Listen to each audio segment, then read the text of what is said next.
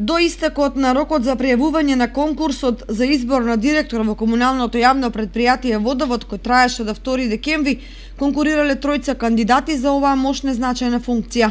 Од нив двајца се вработени во предпријатието, Андре Киров и Зоран Јорданов, а третиот кандидат, Сашко Димитров, доаѓа од Машинскиот факултет во Виница, инаку жител на населбата Оризари. За кандидатите, доколку се членови на СДСМ, ќе се произнесат органите на партијата. Меѓутоа, сепак последната одлука е на градоначалникот, на кој му е битно да има стручен и способен раководител на најзначајното јавно предпријатие во општината. Во меѓувреме се уште актуелниот директор Љупчо Попазов, кој функцијата ја извршуваше од 2009 година наваму, веќе си има поднесена оставка која треба да ја прифати градоначалникот.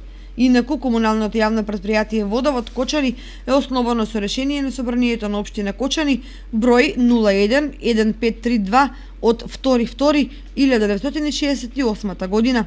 Својата дејност успешно ја извршува со 240 работника редовно вработени и со 50 времено ангажирани работници, чиј што број е променлив во зависност од потребите.